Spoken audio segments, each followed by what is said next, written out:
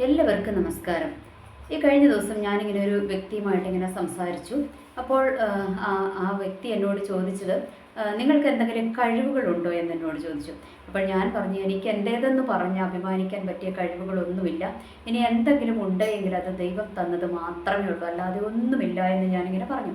അപ്പോൾ ആ വ്യക്തിയും പറഞ്ഞു, എനിക്ക് ആ ഒരു കഴിവ് വേണം, ഈ ഒരു കഴിവ് വേണമെന്നൊക്കെ. ഞാൻ പറഞ്ഞു, എന്ത് വേണമെങ്കിലും അതെല്ലാം ദൈവത്തോട് ചോദിച്ചു, ദൈവം അത് തരും. കാരണം ദൈവം തരുന്ന കഴിവുകൾ മാത്രമേ ശാശ്വതമായിട്ട് നിലനിൽക്കത്തുള്ളൂ, അല്ലാത്തതൊന്നും ശാശ്വതമായിട്ട് നിലനിൽക്കത്തില്ല എന്ന് പറഞ്ഞു. അപ്പോൾ ഞാനിങ്ങനെ പറയുവാനായിട്ട് ആ വ്യക്തിയോട് ഞാനിങ്ങനെ പറഞ്ഞു, എൻ്റെ കാര്യം തന്നെ എടുത്തു നോക്ക്, എനിക്ക് ദൈവം തന്നതായി യൂട്യൂബ് ചാനൽ. പക്ഷേ അതിനകത്ത് ഓരോ വീഡിയോസും എൻ്റെ കഴിവോ എൻ്റെ വെളിപ്പാടുകളോ ഒന്നുമല്ല, ദൈവം എന്നോട് സംസാരിക്കുന്നത് മാത്രമാണ് ഞാൻ സംസാരിക്കുന്നത്. അല്ലെങ്കിൽ സംസാരിക്കാനുള്ള ഒരു കഴിവ് ദൈവം തന്നതായി, ഇല്ലെങ്കിൽ ഞാൻ അതിൻ്റെ മുൻപിൽ കിടന്നുകൊണ്ട് ബബ അടിക്കത്തേ ഉള്ളൂ എന്നിങ്ങനെ ഞാൻ പറഞ്ഞു. കാരണം ഞാൻ എൻ്റെ വീഡിയോ എഡിറ്റിംഗ് ഒന്നും ചെയ്യാറില്ല, അങ്ങനെ തന്നെ എടുത്ത് ഡൗൺലോഡ് ചെയ്യാറാണ് ചെയ്യുന്നത്.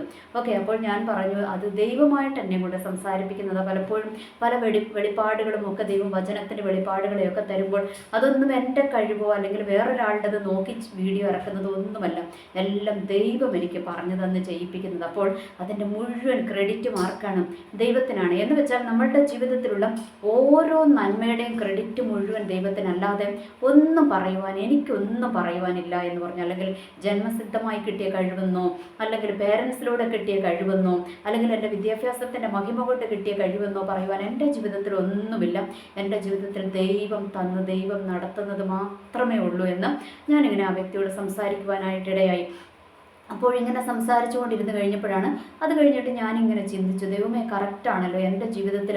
കർത്താവേയും അങ്ങ് പലപ്പോഴും ദൈവത്തിൻ്റെ സ്നേഹത്തിൻ്റെ ആഴം അല്ലേ, അത് പലപ്പോഴും നമ്മളുടെ ജീവിതത്തിൽ നമ്മൾ ചിന്തിച്ച് കഴിയുമ്പോൾ ഇതിനുള്ള അർഹത നമ്മൾക്കില്ല എന്ന് പലപ്പോഴും തോന്നിപ്പോകും. അങ്ങനെ ഞാനും ദൈവത്തോട് ചോദിച്ചു, കർത്താവ്, എന്നിൽ ഒരു അങ്ങേക്ക് എടുത്തു പറയത്തക്കവണ്ണം അല്ലെങ്കിൽ എന്തെങ്കിലും ഒരു ഗുഡ് ക്വാളിറ്റി എന്ന് പറയുവാൻ ഒന്നുമില്ലല്ലോ. എൻ്റെ ജീവിതത്തിൽ കുറേ കുറവുകളുണ്ടല്ലോ, കുറേ കുറവുകൾ ഉണ്ടായിട്ടുണ്ട്, ഇപ്പോഴും കുറേ കുറവുകളുണ്ട്, ഒത്തിരി കുറവുകളുള്ള ഒരു വ്യക്തിയാണ് ഞാൻ. എന്നിട്ടും ദൈവമേ, അങ്ങ് എന്തിനാണ് എന്നെ ഇത്ര സ്നേഹിക്കുന്നതെന്നും ഞാനിങ്ങനെ ചിന്തിക്കുവാനായിട്ടിടയായി. അങ്ങനെ ചിന്തിക്കുവാനായിട്ടിടയായപ്പോഴാണ് എന്ത് സംഭവിച്ചതെന്നറിയാവോ? ഇങ്ങനെ ദൈവം വചനത്തിലൂടെ, എന്ന് വെച്ചാൽ ദൈവം വചനത്തിലൂടെ എന്നെ ഇങ്ങനെ ഒന്ന് സഞ്ചരിപ്പിച്ചു. അപ്പോൾ ഈ വചനത്തിലൂടെ സഞ്ചരിച്ച് കഴിഞ്ഞപ്പോഴാണ് അവിടെ ഒരു വ്യക്തിയെ ഞാൻ കണ്ടുമുട്ടി. ആ വ്യക്തിക്ക് ശേഷം മറ്റൊരു വ്യക്തിയെ കൂടെ ഞാൻ കണ്ടുമുട്ടി കേട്ടോ. വചനത്തിൽ ഞാൻ കണ്ടുമുട്ടി ആ വ്യക്തി എന്ന് പറയുന്നത് യോഹന്നാൻ അപ്പസ്തോലനാണ്. അപ്പോൾ യോഹന്നാൻ അപ്പസ്തോലനെ എടുത്ത് നോക്കിയാലും പുള്ളിയുടെ ജീവിതത്തിൽ കുറവുകളൊക്കെ ഉണ്ടായിട്ടുണ്ടല്ലേ. പുള്ളി തന്നെ എന്താണ്, യോഹന്നാൻ്റെ സുവിശേഷം യോഹന്നാൻ്റെ സുവിശേഷമല്ല, ലൂക്കോസിൻ്റെ സുവിശേഷം 9-ാം അധ്യായം അതിൻ്റെ 49-ാം വാക്യത്തിലോട്ട് വന്നു കഴിയുമ്പോൾ നമ്മൾക്ക് അവിടെ കാണുവാനായിട്ട് കഴിയും. അവിടെ ഒരു വ്യക്തി യേശുക്രിസ്തുവിൻ്റെ നാമത്തിൽ ഭൂതങ്ങളെ പുറത്താക്കുക. അപ്പോൾ ഇത് കണ്ടുകൊണ്ട് യോഹന്നാനും ടീമുകളൊക്കെ എന്ത് ചെയ്തു? ആ വ്യക്തിയെ വിരോധിച്ചു. എന്ന് വെച്ചാൽ നീ ഇത് ചെയ്യണ്ട എന്ന് പറഞ്ഞു. കാരണം അദ്ദേഹത്തോട് പറഞ്ഞിട്ടുണ്ടായിരുന്നു, യേശുക്രിസ്തുവിനെ അനുഗമിക്കാൻ പറഞ്ഞപ്പോൾ പുള്ളി വന്നില്ല. അപ്പോൾ അതിന് പേരിൽ നമ്മൾ അങ്ങേ അനുഗമിക്കുന്നില്ലല്ലോ, എന്നിട്ടും അവൻ അവിടെ നിന്നുകൊണ്ട് അങ്ങയുടെ നാമം എടുക്കുന്നുണ്ടല്ലോ, അതുകൊണ്ട് ഞങ്ങളങ്ങ് വിരോധിച്ചു എന്ന് പറഞ്ഞു. എന്ന് വെച്ചാൽ ഒരു കുത്തിത്തിരിപ്പ് അല്ലേ, ഒരു കുത്തിത്തിരിപ്പ് സ്വഭാവമൊക്കെ ആർക്കുണ്ടായിരുന്നു? യോഹന്നാനുണ്ടായിരുന്നു എന്ന് നമ്മൾക്കവിടെ മനസ്സിലാക്കുവാനായിട്ട് കഴിഞ്ഞു. അതിന് യേശു കൊടുത്ത മറുപടി, നമ്മൾക്ക് പ്രതികൂലമല്ലാത്തവരൊക്കെ നമ്മൾക്ക് അനുകൂലമാണെന്നാണ് പറഞ്ഞത്. ഓക്കെ, അപ്പോൾ ഞാൻ പറഞ്ഞു വരുന്ന വ്യക്തി യോഹന്നാനാണ് കേട്ടോ. അപ്പോൾ യോഹന്നാൻ്റെ ജീവിതം എടുത്തു നോക്കിയാൽ പുള്ളിയിലും കുറവുകളും പോരായ്മകളും ഒക്കെയുണ്ട്. പക്ഷേ യോഹന്നാൻ്റെ സുവിശേഷത്തിനകത്തോട്ട് ഞാൻ വായിക്കുമ്പോൾ ഒരു രണ്ട് പ്രാവശ്യം തന്നെ ഞാനിങ്ങനെ ഹൈലൈറ്റ് ചെയ്ത് വായിക്കുവാനായിട്ടിടയായി. ആ രണ്ട് പ്രാവശ്യം എഴുതി വെച്ചിരിക്കുകയാണ്, യേശുക്രിസ്തു ഏറ്റവും കൂടുതൽ സ്നേഹിച്ച ശിഷ്യനെന്നും പുള്ളി തന്നെ എഴുതി വെച്ചിരിക്കുകയാണ്. അപ്പോൾ യോഹന്നാൻ എങ്ങനെയാണ് മനസ്സിലായി യേശുക്രിസ്തു തൻ്റെ ശിഷ്യന്മാരിൽ ഏറ്റവും കൂടുതൽ സ്നേഹിച്ചത് യോഹന്നാനെയാണെന്നും യോഹന്നാൻ എങ്ങനെയാണ് മനസ്സിലായത്? അത് യോഹന്നാനോട് ചോദിച്ചാൽ അറിയാം. പുള്ളിയോടുള്ള ദൈവത്തിൻ്റെ ഒരു അറ്റാച്ച്മെൻറ്റ് മനസ്സിലാക്കി അല്ലേ യോഹന്നാന് മനസ്സിലായത്, എന്നെ ഏറ്റവും കൂടുതൽ ശിഷ്യന്മാരിൽ ഏറ്റവും കൂടുതൽ എന്നെയാണ് സ്നേഹിക്കുന്നതെന്ന് യോഹന്നാൻ തിരിച്ചറിഞ്ഞത്. അപ്പോൾ നമ്മളും ഒന്ന് ശോധന ചെയ്യണം, ദൈവം നമ്മളെ വാസ്തവമായിട്ടും സ്നേഹിക്കുന്നുണ്ടോ, അല്ലെങ്കിൽ എന്നെ ആളെ കഴിഞ്ഞും ദൈവം എന്നെ സ്നേഹിക്കുന്നുണ്ടോ എന്നൊക്കെ നമ്മളൊന്ന് ശോധന ചെയ്യണം. ഇടയ്ക്കിടയ്ക്ക് കേട്ടോ, ഇത് മറ്റുള്ളവർക്ക് വേണ്ടിയിട്ടല്ല, ഇത് നമ്മളുടെ ആത്മീയ ജീവിതത്തിന് വർധനവിന് വേണ്ടിയിട്ടാണ്. അപ്പോൾ ദൈവം നമ്മളെ സ്നേഹിക്കുന്നുണ്ടോ എന്ന് നമ്മളൊന്ന് ശോധന ചെയ്യണം. കാരണം ഈ ദൈവത്തിൻ്റെ സ്നേഹം എങ്ങനെയാണെന്നറിയാമോ? നമ്മളുടെ ഓരോ ചെറിയ കാര്യങ്ങളിൽ പോലും ദൈവം ഇങ്ങനെ വന്ന് ഇടപെടുന്നത് നമ്മൾക്ക് മനസ്സിലാക്കുവാനായിട്ട് കഴിയും. പലപ്പോഴും നമ്മൾ തകർന്നും തളർന്നും വീണു പോകുമെന്നൊക്കെ തോന്നിയ സാഹചര്യങ്ങളിലും ദൈവം നമ്മളെ ഒരു വചനം തന്ന് അല്ലെങ്കിൽ ഒരു പാട്ട് തന്നും ഒക്കെ നമ്മളെ ഉറപ്പിച്ച് നമ്മളെ മുൻപോട്ട് കൊണ്ടുപോകുന്ന എത്ര സാഹചര്യങ്ങളാണ് നമ്മളുടെ ജീവിതത്തിലുള്ളത്. അതൊക്കെ ദൈവത്തിൻ്റെ സ്പെഷ്യൽ സ്നേഹമല്ലേ എന്ന് നമ്മളൊന്ന് തിരിച്ചറിയേണ്ടത് വളരെ അത്യാവശ്യമാണ്. അതുകൊണ്ട് കുറച്ച് സമയമെങ്കിലും നമ്മൾ ജീവിതത്തിലൊന്ന് മാറ്റി വെച്ചൊന്ന് ചിന്തിക്കണം. ദൈവം നമ്മളെ മറ്റുള്ളവരെ കഴിഞ്ഞും അധികം സ്നേഹിക്കുന്നില്ല, അല്ലെങ്കിൽ എൻ്റെ കുടുംബക്കാരെ കഴിഞ്ഞും അധികം എന്നെ സ്നേഹിക്കുന്നില്ലേ, അല്ലെങ്കിൽ എൻ്റെ സഹപാഠികളെ കഴിഞ്ഞും അധികം എന്നെ സ്നേഹിക്കുന്നില്ലേ, അല്ലെങ്കിൽ എൻ്റെ കൊളീഗ്സിനെ കഴിഞ്ഞ് അധികം എന്നെ സ്നേഹിക്കുന്നില്ലേ എന്നും പലപ്പോഴും നമ്മൾക്ക് തോന്നുന്ന വിധത്തിലുള്ള എത്ര ഇൻസിഡൻറ്റുകൾ നമ്മളുടെ ജീവിതത്തിൽ നമ്മൾക്ക് കണ്ടെത്തുവാൻ കഴിയുമെന്നറിയാമോ? ഇവിടെ യോഹന്നാൻ എന്താണ്? യോഹന്നാൻ എപ്പോഴും യേശു ക്രിസ്തുവിനോട് ഇങ്ങനെ പറ്റിച്ചേർന്നിരിക്കുകയാണ് അല്ലേ. അപ്പോൾ യോഹന്നാൻ്റെ സുവിശേഷത്തിൽ തന്നെ നമ്മൾക്കത് കാണുവാനായിട്ട് കഴിഞ്ഞു. അദ്ദേഹം എന്താണ്, യേശു ക്രിസ്തുവിന് അത്താഴ സമയത്ത് അല്ലെ, അവസാനത്തെ പെസഹായുടെ സമയത്ത് എന്താണ്, യേശു ക്രിസ്തുവിൻ്റെ മാർവോട് പറ്റിച്ചേർന്നിരിക്കുക അല്ലേ. അങ്ങ് പറ്റിച്ചേർന്നിരുന്ന യോഹന്നാനെ നമ്മൾക്ക് അവിടെ കാണുവാനായിട്ട് കഴിഞ്ഞു. ഇനി അതിനുശേഷം എന്താണ്, അതിനുശേഷം യേശു ക്രിസ്തുവിൻ്റെ ക്രൂശീകരണം അല്ലേ. ക്രൂശീകരണത്തിൻ്റെ സമയത്ത് എല്ലാവരും യേശു ക്രിസ്തുവിനെ വിട്ടുപോയി അല്ലേ. ശിഷ്യന്മാരൊക്കെ ഓടി ഒളിച്ചപ്പോൾ എന്താണ്, യോഹന്നാൻ ഇങ്ങനെ പാത്തും പതുങ്ങിയുമാണെങ്കിൽ യേശു ക്രിസ്തുവിനെ അനുഗമിച്ചു അല്ലേ. എന്നിട്ട് അതിൻ്റെ പുറകെ പത്രോസ് വന്ന് പത്രോസ് എന്നിട്ട് യേശു ക്രിസ്തുവിനെ തള്ളി പറഞ്ഞതൊക്കെ നമ്മൾക്കറിയാം. ഓക്കെ, എന്തായാലും അവസാനം ക്രൂശിൻ്റെ ചുവട്ടിലോട്ട് എത്തി നിൽക്കുമ്പോൾ അവിടെ നമ്മൾക്ക് ആരെയാണ് കാണുവാനായിട്ട് കഴിയുന്നത്? യോഹന്നാനെ കാണുവാനായിട്ട് കഴിഞ്ഞു. യോഹന്നാൻ എവിടെ നിന്നു? ക്രൂശിൻ്റെ ചുവട്ടിലും ആ യോഹന്നാനെ നമ്മൾക്ക് കാണുവാനായിട്ട് കഴിഞ്ഞു. എന്ന് വെച്ചാൽ യേശു ക്രിസ്തുവിൻ്റെ ക്രൂശീകരണത്തിൻ്റെ സമയത്തും കൂടെ നിന്ന ശിഷ്യനാണ് ആര്? യോഹന്നാൻ എന്ന് പറയുന്നത് അല്ലേ. എന്നിട്ട് അവിടെ വെച്ചിട്ടാണല്ലേ മറിയയും അത്തരക്കാരത്തി മറിയും അമ്മയായ മറിയും ഒക്കെ അവിടെ നിൽപ്പുണ്ടായിരുന്നു. അപ്പോൾ ഈ അമ്മയായ മറിയെ ചൂണ്ടിയിട്ട് യോഹന്നാനോട് പറഞ്ഞു, ഇത് നിൻ്റെ അമ്മയാണ്, ഇത് നിൻ്റെ മകനാണെന്ന് പറഞ്ഞു. അന്ന് തൊട്ട് യോഹന്നാൻ എന്താ, ആ അമ്മയെ വീട്ടിൽ സ്വീകരിച്ചു എന്നും അവിടെ എഴുതി വെച്ചിട്ടുണ്ട്. ഓർക്കുക, അപ്പോൾ സ്വന്തം അമ്മയെന്ന് വെച്ചാൽ ഈ ലോകത്തിൽ തനിക്ക് ജന്മം നൽകിയ തൻ്റെ അമ്മയെ ഏൽപ്പിച്ച് കൊടുക്കത്തക്കവണ്ണമുള്ള ഒരു അറ്റാച്ച്മെൻറ്റ് ആർക്കുണ്ടായിരുന്നു? യേശു ക്രിസ്തുവിന് യോഹന്നാനുമായിട്ടുണ്ടായിരുന്നു. യോഹന്നാനെ ദൈവത്തിന് അത്ര വിശ്വാസമായിരുന്നു അല്ലെ, യേശുവിന് അത്ര വിശ്വാസമായിരുന്നു. കാരണം എന്താ, യേശുവിനെ അറിയാം. യേശുവിൻ്റെ ക്രൂശിൻ്റെ ചുവട്ടിൽ വരെ വന്ന് നിന്ന് അല്ലേ. എല്ലാം അവസാനിച്ചിടത്തും എന്ത് വന്ന് നിന്ന്, എല്ലാം അവസാനിച്ചു എന്ന് എല്ലാവരും കരുതിയ ഇടത്തും ആര് കൂടെ നിന്നു? യോഹന്നാൻ കൂടെ നിന്നു. എന്തുകൊണ്ടാണ് യോഹന്നാൻ എന്നീ ആ ക്രൂശിൻ്റെ ചുവട്ടിൽ പോയി നിന്നത്? യോഹന്നാൻ അത്രമാത്രം യേശുവിനെ സ്നേഹിച്ചിരുന്നു അല്ലേ. അതുകൊണ്ട് അവിടെ പോയി നിന്നത്. അതുകൊണ്ട് അത്രയും സ്നേഹിക്കുന്ന ആ ഒരു ശിഷ്യൻ്റെ കരത്തിലോട്ട് തനിക്ക് ഈ ലോകത്തിൽ ജന്മം നൽകിയ ആ ഒരു അമ്മയെ ഏൽപ്പിച്ചു കൊടുത്തത് എന്ന് നമ്മളൊന്ന് മനസ്സിലാക്കേണ്ടതുണ്ട്. ഇനി നമ്മൾക്ക് മനസ്സിലാക്കുവാനായിട്ട് കഴിയും, ഈ യോഹന്നാനെ കഴിഞ്ഞ് നല്ല അടിപൊളിയായിട്ട് ശുശ്രൂഷ ചെയ്ത ആളാണ് ആര്? പൗലോസ് അല്ലെ. അപ്പസ്തോലനായ പൗലോസ് 14 ഈടുറ്റ ലേഖനങ്ങളൊക്കെ പുള്ളി എഴുതി. ഇതെല്ലാം എഴുതി അങ്ങനെ ഭയങ്കരമായിട്ട് കത്തി നിന്ന ആളാണ്, ഇത്രയും അറിവൊക്കെ ഉള്ള ഒരാളാണ്. പക്ഷേ അവസാനം ഒന്ന് ഓർത്ത് നോക്കണമേ, അവസാനം വെളിപ്പാട് പുസ്തകം എഴുതിയത് ആരെയും കൊണ്ടാണ് എഴുതിപ്പിച്ചത്? യോഹന്നാനെയും കൊണ്ടാണ് എഴുതിപ്പിച്ചത്. അപ്പോൾ ഓർക്കുക, ഈ യേശുവിൻ്റെ ശിഷ്യന്മാർക്ക് എല്ലാവർക്കും എന്താണ്, ദുരിതങ്ങളും ദുഃഖങ്ങളും ഒക്കെ വന്നു അല്ലേ. അവരുടെ അവസാന കാലഘട്ടം ഭയങ്കര പ്രശ്നങ്ങളിലൂടെയാണ് കടന്നുപോയി. എന്നാൽ യോഹന്നാൻ്റെ ജീവിതത്തിൽ മാത്രം എന്താണ്, യോഹന്നാൻ്റെ മരണം ഒരു സ്വാഭാവിക മരണമാണെന്നാണ് ബൈബിൾ പണ്ഡിതന്മാരൊക്കെ പറയുന്നത്. ഓക്കെ, അങ്ങനെ യോഹന്നാൻ വാർദ്ധക്യത്തിലെത്തി മരിച്ചു എന്നാണ് പറയുന്നത്. പക്ഷേ യോഹന്നാനെ തിളച്ച എണ്ണയിലൊക്കെ കൊണ്ടേയിട്ടു എന്നാണ് പറഞ്ഞു. എന്നിട്ട് അവിടുന്ന് എന്താണ്, അവിടുന്ന് അവസാനം പത്മോസ് എന്ന് പറയുന്ന ദ്വീപിൽ കൊണ്ടേയിട്ടു. അവിടെ കൊണ്ടേയിട്ടപ്പോഴും പുള്ളി അവിടെ എന്ത് നിൽക്കുക, പുലി പോലെ നിൽക്കുക. ആർക്ക് വേണ്ടിയിട്ടാണ്? ദൈവത്തിന് വേണ്ടിയിട്ട്. കാരണം ആ ക്രൂശിൻ്റെ ചുവട്ടിൽ എന്ന് വെച്ചാൽ എല്ലാം അവസാനിച്ചു എന്ന് ലോകവും പിശാചും വിധി എഴുതിയ ക്രൂശിൻ്റെ ചുവട്ടിൽ ആര് പോയി നിന്നു? യോഹന്നാൻ പോയി നിന്നു.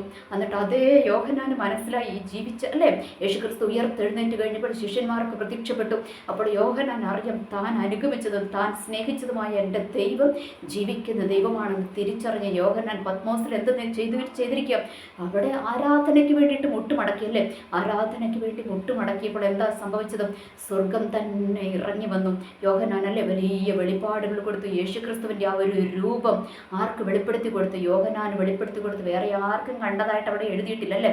എന്നാൽ അപ്പസ്തോലനായ പോൾ എഴുതി വെച്ചിട്ടുണ്ട് മൂന്നാം സ്വർഗത്തോളം ഞാൻ എടുക്കപ്പെട്ടു എന്നൊക്കെ എഴുതിയിട്ടുണ്ട്. പക്ഷേ യേശുക്രിസ്തുവിൻ്റെ ആ ഒരു മഹത്വത്തിൻ്റെ ഒരു പ്രത്യക്ഷതയെക്കുറിച്ചൊന്നും നമ്മുടെ അപ്പസ്തോലനായ പോൾ എഴുതിയതായിട്ട് കാണുന്നില്ല. എന്നാൽ യോഹന്നാൻ അവിടെ എഴുതി വെച്ചിരിക്കും. ഞാൻ എന്നോട് സംസാരിച്ച ആ ഒരു സ്വരം ഞാൻ തിരിഞ്ഞു നോക്കിയപ്പോൾ കണ്ടതല്ലേ, മാറത്ത് പൊൻവച്ച കെട്ടിയവനായ യേശുക്രിസ്തുവിനെ കണ്ട ചരിത്രമൊക്കെ അവിടെ ആരെഴുതി വെച്ചിരിക്കും? യോഹന്നാൻ എഴുതി വെച്ചിരിക്കുക. അപ്പോൾ എന്താ പറയുക, ആ വെളിപ്പാട് പുസ്തകം അത്രയും അല്ലേ, അതിൻ്റെ ആ ഉള്ളടക്കത്തിൻ്റെ മുഴുവൻ ആ ഒരു ബൈബിളിൻ്റെ ഏറ്റവും മർമ്മപ്രധാനമായ ഒരു ഒരു ഒരു ഒരു ഭാഗമാണ് എന്ത് ഈ വെളിപ്പാട് പുസ്തകം എന്ന് പറയുന്നതും. അപ്പോൾ അത് ആരെയും കൊണ്ടാണ് ദൈവം എഴുതിപ്പിച്ച്? ഈ യോഹന്നാനെയും കൊണ്ട് എഴുതിപ്പിച്ച്. എന്താ കർത്താവെ പോളിനെയും കൊണ്ട് എഴുതിപ്പിക്കാതിരുന്ന്? അല്ലല്ലല്ല, യേശുക്രിസ്തുവിനെ അത്രത്തോളം സ്നേഹിച്ച ഒരു ശിഷ്യനാണ് ആര്?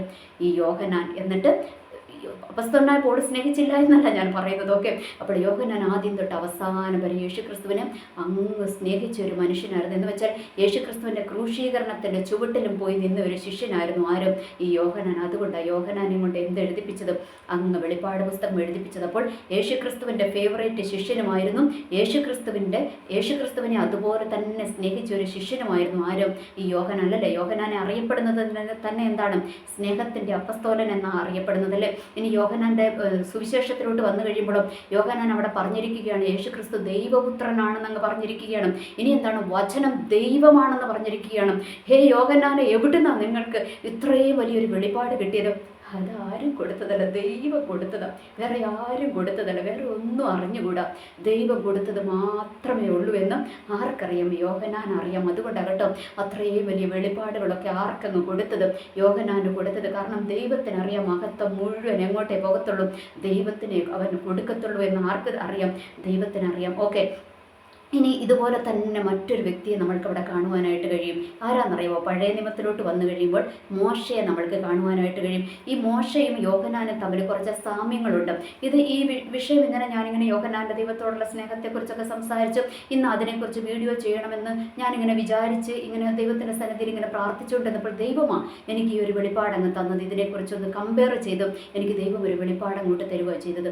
അപ്പോൾ ഞാനിങ്ങനെ അത് ദൈവം തന്നെ ആ ഒരു വെളിപ്പാടിലൂടെ ഇങ്ങനെ സഞ്ചരിച്ചപ്പോഴേ എനിക്ക് മനസ്സിലായത് ഈ യോഹന്നാനും മോശയും തമ്മിൽ ഒത്തിരി സാമ്യം നമ്മൾക്കിവിടെ കാണുവാനായിട്ട് കഴിയും. ഒന്നാമത്, ഈ ബൈബിള്, നമ്മുടെ വിശുദ്ധ ബൈബിള് തുടങ്ങുന്നത് ആരിലൂടെയാണ്? മോശയെ എഴുത്ത് തുടങ്ങിയതല്ലേ? എന്ന് വെച്ചാൽ ഉൽപ്പത്തി പുസ്തകം എഴുതിയത് ആരാ? മോശയാണെന്നാണ്. അല്ലേ? മോശ എഴുതി അങ്ങ് തുടങ്ങി. എന്നിട്ട് ഈ ബൈബിൾ അവസാനിക്കുന്ന വെളിപ്പാട് പുസ്തകം എഴുതിച്ചത് ആരെയും കൊണ്ടാണ്? യോഹന്നാനെയും കൊണ്ടാണ്. ഓർക്ക് മോശയിൽ തുടങ്ങി യോഹന്നാനിൽ അവസാനിച്ചു. ഏത്? വിശുദ്ധ ബൈബിള്. ഓക്കെ, ഇനി അതിനകത്തോട്ട് വന്നു കഴിയുമ്പോൾ ഈ മോശ എത്ര പുസ്തകങ്ങൾ എഴുതി? ബൈബിളിനകത്ത് 5 പുസ്തകങ്ങൾ കാണാം അല്ലേ? ഉൽപ്പത്തി, പുറപ്പാട്, പിന്നെ ലേവ്യ പുസ്തകം, സംഖ്യാപുസ്തകം, ആവർത്തന പുസ്തകം, ഇങ്ങനെ നമ്മൾക്ക് 5 പുസ്തകങ്ങൾ ആരാ എഴുതിയിരിക്കുന്നത്? മോശ എഴുതിയത് അല്ലേ? ഇപ്പുറത്തോട്ട് വന്നു കഴിയുമ്പോൾ യോഹന്നാനെ നോക്കുമ്പോൾ യോഹന്നാനും എന്താണ്? ബൈബിളിലെ 5 പുസ്തകങ്ങൾ യോഹന്നാൻ്റെ വകയാണ്. എന്ന് വെച്ചാൽ ഗോസ്പൽ അല്ലേ? ഗോസ്പൽ ഓഫ് ജോൺ എന്ന് വെച്ചാൽ യോഹന്നാൻ്റെ സുവിശേഷം, അത് എഴുതിയത് യോഹന്നാണ് അല്ലേ? ഇനി അടുത്തത് യോഹന്നാൻ്റെ ലേഖനങ്ങൾ 3 എണ്ണമുണ്ട്. യോഹന്നാൻ 1, യോഹന്നാൻ 2, യോഹന്നാൻ 3, അതും എഴുതിയതാരാ? യോഹന്നാൻ. ഇനി അവസാനം വെളിപ്പാട്, അതും എഴുതിയതാരാ? യോഹന്നാൻ. അങ്ങനെ 5 പുസ്തകങ്ങൾ ആരുടെ വകയായിട്ടുണ്ട്? യോഹന്നാൻ എഴുതിയത്. ഇവിടെ മോശയും 5, അവിടെ യോഹന്നാനും 5. ഇനി ഇവർ തമ്മിലുള്ള സാമ്യം എങ്ങനെയാണെന്നറിയാമോ? നമ്മൾക്കറിയാം പുറപ്പാട് പുസ്തകത്തിനകത്തോട്ട് വന്നു കഴിയുമ്പോൾ മോശ അല്ലേ ദൈവത്തോട് പറയുന്നുണ്ട്, എനിക്ക് അങ്ങേ ഒന്ന് കാണാൻ വെച്ചാൽ അല്ലേ? മോശയ്ക്കും ഇതുപോലെ ദൈവത്തോട് ഭയങ്കര സ്നേഹമാണ് മോശയ്ക്ക് കേട്ടോ. എന്ന് വെച്ചാൽ പഴയ നിയമത്തിൽ ദൈവത്തിനോട് ഭയങ്കര സ്നേഹം ആർക്ക്? മോശയ്ക്ക്. പുതിയ നിയമത്തിലോട്ട് വന്നു കഴിയുമ്പോൾ ആ ഒരു സ്നേഹത്തിൻ്റെ ഏറ്റവും എക്സ്ട്രീം ലെവൽ കാണാൻ പറ്റുന്നത് ആരില്ല? യോഹന്നാനിലാണ് കാണാൻ പറ്റുന്നത്. അതുകൊണ്ടാണ് സ്നേഹത്തിൻ്റെ അപ്പസ്തോലൻ എന്ന് പറയുന്നത്. ഇവിടെ മോശ അങ്ങനെയാണ്, പിതാവാം ദൈവത്തോട്. അവിടെ യേശുക്രിസ്തു വെളിപ്പെട്ടിട്ടില്ല, പിതാവാം ദൈവത്തെയാണ്. അപ്പോൾ യഹോവയാം ദൈവത്തെ. അപ്പോൾ ഭയങ്കര സ്നേഹമല്ലേ? നീ ഞങ്ങളോട് കൂടെ വരണം, അങ്ങ് വന്നില്ലെങ്കിൽ ഞങ്ങളെ അയക്കരുത് എന്നൊക്കെ പറഞ്ഞിങ്ങനെ ചിണുങ്ങുന്ന മോശനെ വരെ നമ്മൾക്ക് അവിടെ കാണാം. എന്ന് വെച്ചാൽ എനിക്ക് അങ്ങേ ഒന്ന് കാണണം എന്നൊക്കെ മോശ അങ്ങനെ പറഞ്ഞു. അപ്പോൾ ആ മോശയുടെ എന്ന് വെച്ചാൽ ദൈവം പറഞ്ഞു അല്ലേ, ദൈവത്തിന് ഏറ്റവും സൗമ്യനായ മനുഷ്യനാണ് മോശ എന്ന് പറഞ്ഞു. എന്ന് വെച്ചാൽ ഒരു സ്നേഹിതനെ പോലെ ദൈവം സംസാരിച്ച മനുഷ്യനാണ് മോശ. എന്ന് വെച്ചാൽ ദൈവത്തിൻ്റെ സ്നേഹവും ദൈവത്തോടുള്ള സ്നേഹവും അവിടെ കാണുവാനായിട്ട് കഴിഞ്ഞു. എന്ന് വെച്ചാൽ മോശ അവിടെ ദൈവത്തോട് പറഞ്ഞു, എനിക്ക് അങ്ങയെ കാണണമെന്ന് പറഞ്ഞു. അപ്പോൾ ഈ കാണണമെന്ന് പറഞ്ഞപ്പോൾ എന്താ പറഞ്ഞു?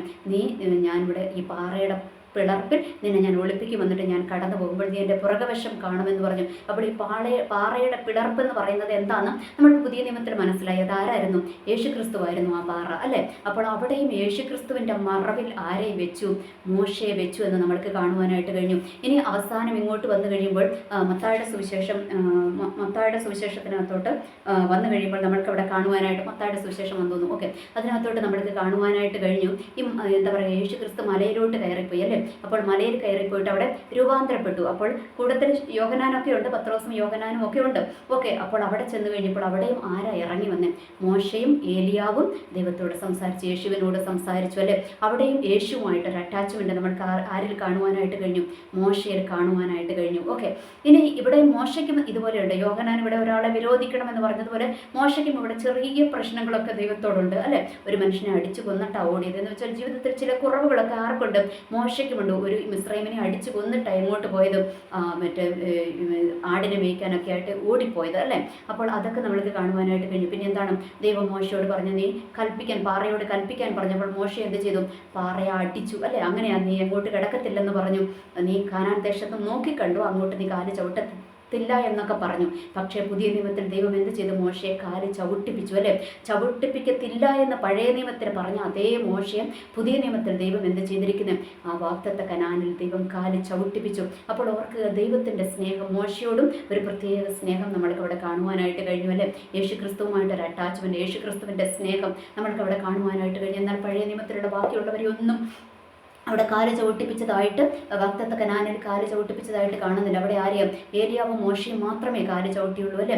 അവിടെയും യേശു ക്രിസ്തുവിൻ്റെ ആ ഒരു സ്നേഹം അല്ലേ, മോശയോടുള്ള ഒരു സ്നേഹം നമ്മൾക്ക് അവിടെ കാണുവാനായിട്ട് കഴിഞ്ഞു. അല്ലെങ്കിൽ പിതാവാം ദൈവത്തിൻ്റെ സ്നേഹം നമ്മൾക്ക് അവിടെ കാണുവാനായിട്ട് കഴിഞ്ഞു. അപ്പോൾ ഈ രണ്ട് വ്യക്തികളെ എടുത്തു നോക്കുമ്പോൾ അവർക്ക് ദൈവത്തോടുള്ള ഒരു സ്നേഹം അല്ലേ.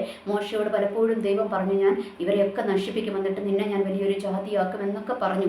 അപ്പോഴും മോശ എന്താണ്? കർത്താവേ, അങ്ങനെ ചെയ്യല്ലേ, അങ്ങയുടെ ജനമാണ്, അവരെ ഉപേക്ഷിക്കല്ലേ, അവരെ അങ്ങനെ നശിപ്പിച്ച് കളയല്ലേ എന്നൊക്കെ പറഞ്ഞുകൊണ്ട് അവിടെ നെടുമ്പാട് വീണു. എന്താ മോശ അങ്ങനെ ചെയ്യുവാൻ കാരണം? ആ ജനത്തിനോടൊരു സ്നേഹം ആർക്കുണ്ടായിരുന്നു?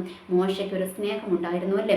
ഇവിടെയും അതുപോലെ തന്നെ യോഹന്നാനെ എടുത്തു നോക്കുമ്പോൾ യോഹന്നാൻ എൻ്റെ പ്രിയ കുഞ്ഞുങ്ങളെ എന്നൊക്കെ പറഞ്ഞുകൊണ്ടാണ് ലേഖനത്തിൽ എഴുതിയിരിക്കുന്നതല്ലേ. അവിടെ മുഴുവൻ സ്നേഹമാണ് പുള്ളി എഴുതി വെച്ചിരിക്കുന്നത്. അപ്പോൾ ഓർക്കുക, ഈ രണ്ട് മോശയും യോഹന്നാനും ഇവരെ എടുത്തു നോക്കുമ്പോൾ, ഞാൻ ആ രണ്ട് വ്യക്തികളെ മാത്രം ഒന്ന് എടുത്ത്, അവർ തമ്മിൽ സാമ്യമുള്ളതുകൊണ്ട് എടുത്ത് കാണിക്കുന്നതാണ്. ഓക്കെ, അപ്പോൾ ഇത് രണ്ട് വ്യക്തികളെ എടുത്തു നോക്കുമ്പോൾ ദൈവത്തെ അഗാധമായി സ്നേഹിച്ച രണ്ട് വ്യക്തികൾ, അവർ അതുപോലെ തന്നെ ദൈവവും അവരെ സ്നേഹിച്ചത് നമ്മൾക്ക് കാണുവാനായിട്ട് കഴിഞ്ഞു. അപ്പോൾ അവരുടെ സാമ്യങ്ങൾ ഞാൻ പറഞ്ഞു കഴിഞ്ഞു. ഇനി അടുത്തത് നമ്മൾക്ക് ഒന്ന് ചിന്തിക്കേണ്ട കാര്യമുണ്ട് കേട്ടോ. നമ്മളുടെ ജീവിതത്തിലും കുറവുകളും പോരായ്മകളും ഒക്കെ ഉണ്ട് അല്ലേ. ദൈവത്തെ പ്രസാദിപ്പിക്കുക എന്ന് പറഞ്ഞാൽ, നമ്മളുടെ ജീവിതം കൊണ്ട് ദൈവത്തെ പ്രസാദിപ്പിക്കുക എന്ന് പറഞ്ഞാൽ നടക്കുന്ന അത്ര ഈസി അല്ല. കാരണം നമ്മളുടെ ജീവിതത്തിൽ കുറവുകളുണ്ട്. നമ്മളെല്ലാം വചനം അനുസരിച്ച്, വചനം തൊട്ട് ഇസഡ് വരെ അനുസരിച്ച് ജീവിക്കുന്നവരാണോ? അല്ല. നമ്മൾക്ക് പ്രശ്നങ്ങളുണ്ട് അല്ലേ. ദേഷ്യം വരും നമ്മൾക്ക്, മറ്റുള്ളവരോട് ദേഷ്യവും വെറുപ്പും ഒക്കെ നമ്മൾക്ക് വരും. ദൈവത്തോട് നമ്മൾ പിറുപിറുക്കും. ഇങ്ങനെ കാര്യങ്ങളൊക്കെ നമ്മളുടെ ജീവിതത്തിലുണ്ട് അല്ലേ. വഴക്കുണ്ടാക്കും, ഇതൊക്കെ നമ്മൾ ചെയ്യും.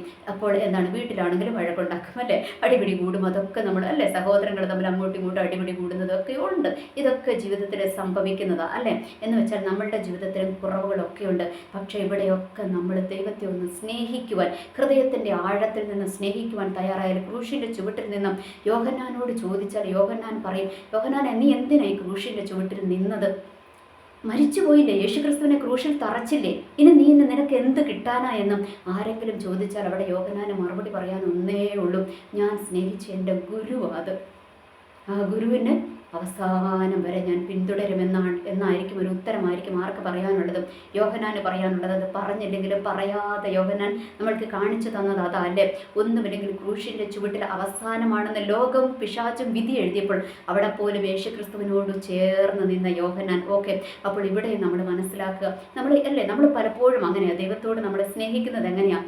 എന്തെങ്കിലുമൊക്കെ കാര്യസാധ്യത്തിന് വേണ്ടിയിട്ടാണ് അല്ലേ നമ്മൾ ദൈവത്തെ സ്നേഹിക്കുന്നത്. പക്ഷേ ഒന്നുമില്ലാതെ ദൈവത്തെ ഒന്ന് സ്നേഹിക്കുവാൻ നമ്മൾക്ക് തയ്യാറായി കഴിഞ്ഞാൽ ദൈവത്തിൻ്റെ ചില അത്ഭുതങ്ങളും ചില അടയാളങ്ങളും ഒക്കെ നമ്മളുടെ ജീവിതത്തിൽ, മറ്റുള്ളവരുടെ ജീവിതത്തിൽ വെളിപ്പെടുന്നതിനെ കഴിഞ്ഞും അധികമായിട്ട് നമ്മളോട് ദൈവം ഫേവർ കാണിക്കുന്നത് അനുഭവിക്കുവാനായിട്ട് കഴിയും കേട്ടോ. എൻ്റെ ജീവിതത്തിൽ ഞാൻ അനുഭവിച്ചതാണ്. ഞാൻ പലപ്പോഴും എൻ്റെ സാക്ഷ്യങ്ങളൊക്കെ ചെറുതായിട്ടൊക്കെ തൊട്ടുവിട്ടിട്ടുണ്ടല്ലേ. അപ്പോൾ പലപ്പോഴും ഞാൻ ദൈവത്തോട് ചോദിച്ചിട്ടുണ്ട്, ദൈവമേ, അങ്ങനെ എത്ര സ്നേഹിക്കുവാൻ എന്നിൽ എന്താ ഉള്ളതെന്നും ഞാൻ പലപ്പോഴും ചോദിച്ചിട്ടുണ്ട്. അപ്പോഴൊക്കെ എനിക്ക് മനസ്സിലാക്കിയ ഒരു കാര്യം, ദൈവത്തോടുള്ളൊരു സ്നേഹം എനിക്കുണ്ട്. ഹൃദയത്തിൻ്റെ ആഴത്തിൽ ദൈവത്തോടൊരു സ്നേഹം എനിക്കുണ്ട് എന്നുള്ളൊരു ഒറ്റ ഉത്തരം മാത്രമേ എനിക്കതിനകത്ത് നിന്ന് കണ്ടെത്തുവാനായിട്ട് കഴിഞ്ഞുള്ളൂ. അപ്പോൾ ഓർക്കുക, ഹൃദയത്തിൻ്റെ ആഴത്തിൽ നിന്ന് നമ്മൾ ദൈവത്തെ ഒന്ന് സ്നേഹിക്കുവാൻ തയ്യാറായി കഴിഞ്ഞാൽ ദൈവം നമ്മളെ എങ്ങോട്ട് സ്നേഹിക്കും. ദൈവത്തിൻ്റെ പ്രിയ മക്കളാക്കി നമ്മളെ മാറ്റുവാനായിട്ട് ഇടയാകും. പലപ്പോഴും മറ്റുള്ളവരെ കമ്പയർ ചെയ്യുമ്പോൾ, കർത്താവെ, അവർക്കുള്ള ഒരു യോഗ്യതയും നമ്മൾക്കില്ലല്ലോ എന്ന് നമ്മൾക്ക് തോന്നും. എന്നാൽ ദൈവം എന്തിനാ അവരെ കഴിഞ്ഞും അധികം എന്നെ സ്നേഹിക്കുന്നതെന്ന് ചോദിച്ചാൽ ഒറ്റ ഉത്തരമേ ഉള്ളൂ, ഞാൻ ദൈവത്തെ സ്നേഹിക്കുന്നു. ദൈവത്തിൻ്റെ ഹൃദയത്തിൻ്റെ ആഴത്തിൽ നിന്ന് ദൈവത്തെ സ്നേഹിക്കുന്നു. ഓർക്കുക, ദൈവം ഇന്ന് തേടുന്നത് അതൊക്കെ തന്നെയാണ് കേട്ടോ. കാരണം യോഹന്നാനെ ഏറ്റവും കൂടുതൽ യേശു സ്നേഹിച്ചുവെന്നും യോഹന്നാൻ തിരിച്ചറിഞ്ഞത് ഇവിടം കൊണ്ടാണ്. ദൈവം സ്നേഹിച്ചിരുന്നു, അത് യോഹന്നാൻ തിരിച്ചറിഞ്ഞു അല്ലേ. ഇനി യേശുവിനോട് ചോദിച്ചാൽ ബാക്കി ശിഷ്യന്മാരെ കഴിഞ്ഞും എന്തുകൊണ്ടാണ് യോഹന്നാൻ ഏറ്റവും കൂടുതൽ സ്നേഹിച്ചതെന്ന് ചോദിച്ചാൽ ദൈവത്തിന് ഒറ്റ ഉത്തരമേ ഉള്ളൂ. ബാക്കിയുള്ള 11 കഴിഞ്ഞും അവനാണ് എന്നെ ഇങ്ങോട്ട് അധികം സ്നേഹിച്ചത്, അതുകൊണ്ടാണ് ഞാനും അവനെ സ്നേഹിച്ചതെന്നും ദൈവം പറയുന്നത് നമ്മൾക്ക് കേൾക്കുവാനായിട്ട് കഴിയും. ഓക്കെ, അപ്പോൾ നമ്മളൊന്ന് മനസ്സിലാക്കുക, ദൈവത്തെ അങ്ങോട്ട് സ്നേഹിച്ചാൽ നമ്മളെ ഇങ്ങോട്ട് സ്നേഹിക്കുന്ന ഒരു ദൈവമാണ് നമ്മളുടെ ദൈവം കേട്ടോ. അതുകൊണ്ടാണ് ദൈവം നമ്മളുടെ പിതാവായി ഇരിക്കുന്നത് എന്നുള്ളൊരു യാഥാർത്ഥ്യം തിരിച്ചറിയുക. അതുകൊണ്ട് നമ്മളുടെ ജീവിതത്തിൻ്റെ കുറവുകളെയൊക്കെ അങ്ങ് മാറ്റി വെച്ചിട്ട് ദൈവത്തെ ഒന്ന് സ്നേഹിക്കുവാൻ, ഹൃദയത്തിൻ്റെ ആഴത്തിൽ നിന്നൊന്ന് സ്നേഹിക്കുവാൻ തയ്യാറായാൽ ദൈവത്തിൻ്റെ ആ സ്നേഹത്തിൻ്റെ ആഴം നമ്മളുടെ ജീവിതത്തിൽ അനുഭവിച്ചറിയുവാൻ, രുചിച്ചറിയുവാൻ നമ്മൾക്ക് കഴിയും കേട്ടോ. അത് വിശ്വാസ ജീവിതത്തിൽ നമ്മൾക്ക് വലിയൊരു ഉറപ്പാണ്. കാരണം ദൈവം നമ്മളെ സ്നേഹിക്കുന്നുവെന്ന് തിരിച്ചറിഞ്ഞു ആ സ്നേഹത്തിൻ്റെ ഒരു മാധുര്യമൊന്ന് രുചിച്ചറിയുവാൻ കഴിഞ്ഞാലത്തെ കാര്യം എന്താണെന്നറിയാമോ? നമ്മൾക്ക് വിശ്വാസ ജീവിതത്തിൽ എന്ത് വിഷയങ്ങൾ വന്നാലും ആടി ഉലഞ്ഞു പോകാതെ പിടിച്ചു നിൽക്കുവാനായിട്ടൊന്ന് കഴിയും കേട്ടോ.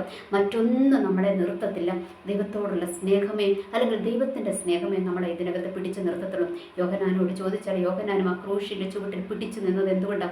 ദൈവത്തോടുള്ള സ്നേഹവും ദൈവത്തിൻ്റെ സ്നേഹം യോഹന്നാൻ അനുഭവിച്ചതുമാണ്. അതുപോലെ തന്നെ പത്മോസ് ദ്വീപിലും അവിടെയും യോഹന്നാൻ എന്തുകൊണ്ടാണ് ഉറച്ചു നിന്നതും അവിടെയും ദൈവത്തിൻ്റെ സ്നേഹം അനുഭവിച്ചറിഞ്ഞത് കൊണ്ടാണ് കേട്ടോ. അപ്പോൾ ഓർക്കുക, ഈ വിശ്വാസ ജീവിതം കല്ലും മുള്ളും നിറഞ്ഞതാണ്. ഇവിടെ നമ്മൾക്ക് പിടിച്ചു നിൽക്കണമെങ്കിൽ ദൈവത്തിൻ്റെ സ്നേഹം നമ്മൾക്ക് ആവശ്യമാണ്.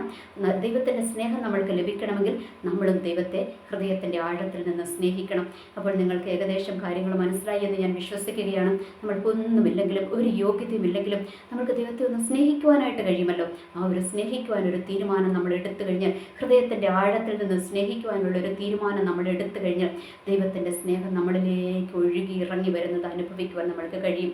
എനിവേ, എല്ലാവർക്കും നല്ലൊരു ദിവസം ആശംസിക്കുന്നു. നന്ദി, നമസ്കാരം.